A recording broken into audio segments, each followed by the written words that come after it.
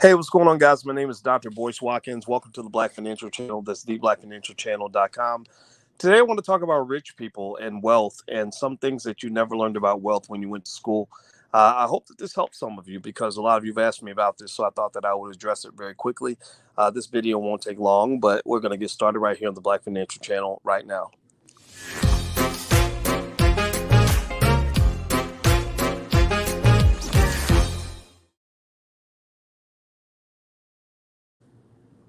All right, guys, what's going on? I hope you guys can hear me okay. Hey, El Haj, how you doing, brother? Good to see you, man. Do me a favor. Let me know if you can hear me. If you can hear me properly, you can't see me because I'm saving bandwidth. I'm actually out at sea, so the Wi-Fi is really bad. Let me know if you can hear me okay. Hey, Tawan, happy Turkey Day. Happy Turkey Day to you too. Terry Cobb, thank you for coming by. I see you. I always see you in there, Terry. What do you think about call options? I asked Yassine. I think those are very good. In fact, toward the end, I'll mention some stuff we have on options investing. All right, so let me just kind of break something down to you real quick. I thought that I would just kind of share this because you guys know that I like to go live, pretty regularly to talk to you guys about things that I've seen when it comes to wealth and economics and all that stuff. And one of the things I wanted to talk to you about is the fact that rich people don't really pay taxes the way working class people do. Now, I'm not, obviously, it would be an exaggeration to say that rich people don't pay at all, or that all rich people are corrupt, or that all rich people are evil. I don't believe that. I don't believe that that's the way to approach this issue. But I will say to you that America's rigged when it comes to who pays taxes in this country. And I've analyzed, government revenue, government expenses, and our country's headed south. This country's headed to hell in a handbasket financially because the debt is unsustainable. During this pandemic, the amount of debt they took on is absolutely earth shattering. And basically, we're going to have some big problems that are going to come from that. And so, one of the things I wanted to share with you guys is this is something you probably didn't learn in school. First of all, let me ask you guys this. How many of you grew up in a household where everybody, went to work on a job? Like the goal was to get the best job you could get. Maybe you even went to college. So to do what? What, to get a better job, right? That's what you were told to go to college for. You get a better job, you can make some money, you can get you a nice car, get you a nice apartment, stuff like that. And I don't know if anybody else grew up that way. Let me know if you did grow up that way. I grew up that way. And one of the things I can tell you is that I've had a chance to go around and be around some wealthy people. And I also, as a financial scientist, I do have my PhD in this stuff. And I mention it regularly just because, first of all, it was hard to get a PhD in finance. It's very difficult. But also, I think it's very important that I lay that context out for anybody that's new that thinks that I'm just some guy who's running his mouth on the internet. I'm not speaking on opinion. I'm speaking on what my scientific research in this field has told me. And one of the things that's going on is that in America, this country is propped up by working class people. It's working people, working middle class people that prop the country up because it's working middle class people that pay all the taxes or pay the bulk of it anyway. They pay a big chunk of taxes. Why is that? Well, because when you work, you don't really have many write-offs, especially if you're a person who's just thinking about jobs and just thinking about making an income. You're not really running businesses. You may not be doing much with the stock market or real estate or running your own company. So basically, I remember my dad, when I was growing up, my father, he wanted a tax write-off. So his big opportunity for a tax write-off was to buy a house and write off the interest, right? That's pretty much the primary way that a lot of middle class people were able to get tax write-offs. But here's the thing: if you're rich, you can write off a lot of stuff. You can write off damn near everything. Rich people pretty much write off their whole entire lifestyle. So, for example, let's say you meet a rich person who owns a private jet.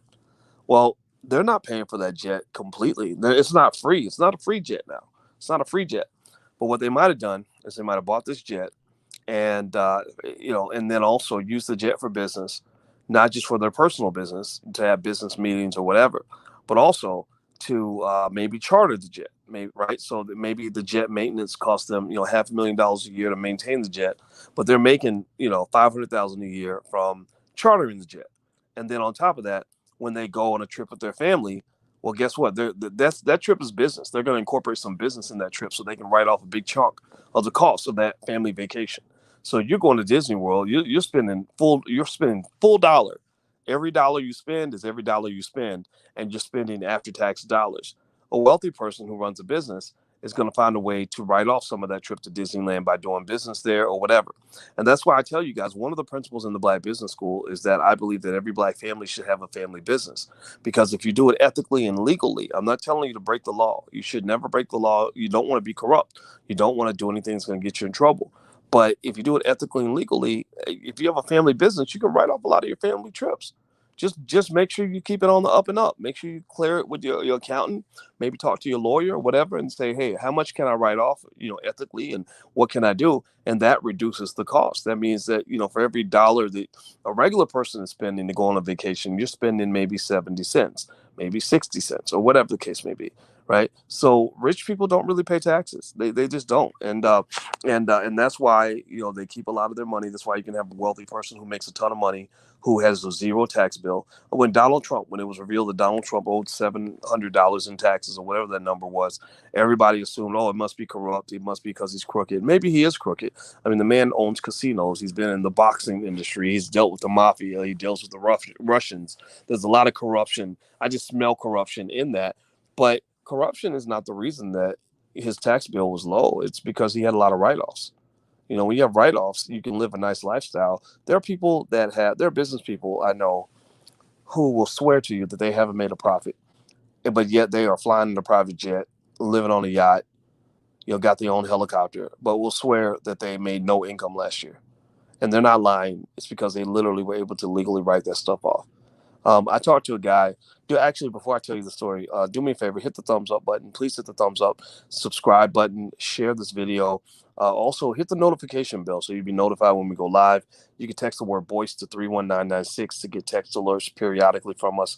We don't send out too many of them, but you can get them when we go live, things like that. Now, somebody mentioned options. We do have an options investing program in the Black Business School. So if you're interested in taking a look, there's that URL, blackoptionsinvesting.com. So here's the deal. I talked to a guy in Hollywood once, and this guy was he was actually, you know what? I don't think he'll mind me sharing this, but it was Will Smith's brother, Harry. Will Smith is a very smart guy. They come from a smart family, and I don't know Will at all, but I know Harry. Harry was very smart, and I talked to Harry twice for like 2 hours, and we hit it off very well, and I enjoyed talking to him very much, and he's a great guy to speak with.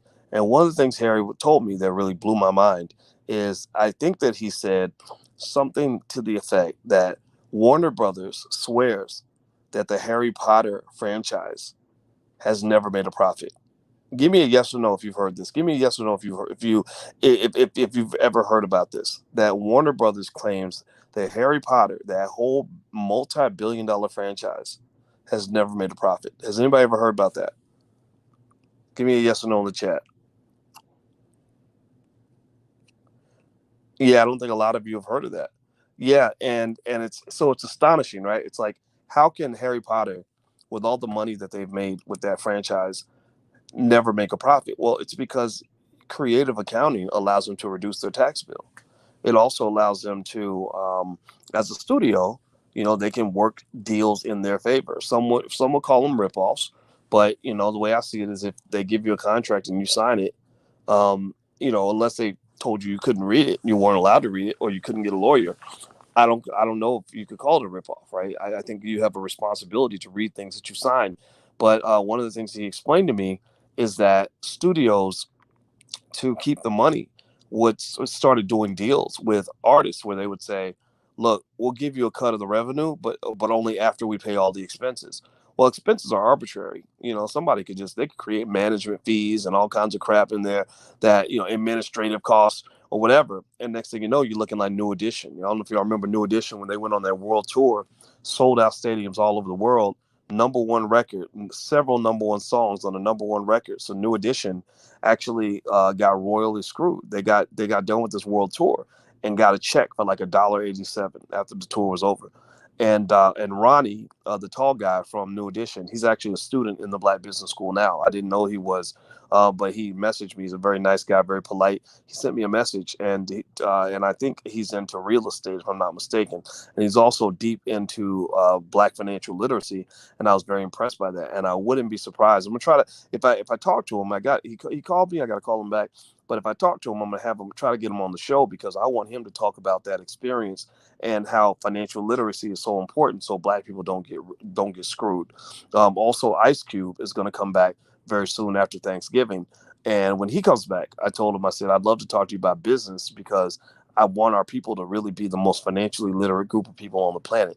So at the end of the day, the game is rigged. If you think that America's rigged, every day somebody comes in that, I get a lot of pessimists. They sometimes will come in. Sometimes they're just Negro naysayers. Negro naysayers find a problem with every solution. And some of them are just nasty. But then some of them are trying to be helpful, but they just are just so bitter and negative and nasty. And they'll just say, oh, the stock market's a big Ponzi scheme. And you're trying to get people to do this investing stuff. Rich people are evil and whatever. And I just kind of say to them, look, America is rigged. America is a rigged country. There's no question about it. And the thing about it is that there are rules. And if you learn the rules, then you can rig the system in your favor. And I just want you to do that. I just want you to rig, and maybe as a guy who knows the system on some level, I can explain some things to you that can help you to make better decisions and really put your family in a good situation. Okay, guys. So anyway, that was my thought. I came back in. I told Alicia, I said, this is on my mind today, so I'm gonna share this with my peoples, and I hope that this helps you. So do me a favor, hit the thumbs up button, share, subscribe button, hit the notification bell. Text the word BOYCE to 31996 to get notifications. And also, if you're interested in getting financial workbooks or flashcards for your kids, the URL is financialworkbooks.com. That's financialworkbooks.com. The URL is right there on the screen. So feel free to write that down if you want to get some stuff for your kids for the holidays or whatever the case may be. And also the Black Wealth Bootcamp. We're launching that again in January after 5 years. For the next 48 hours, it is literally 72% off, which is a massive, massive discount.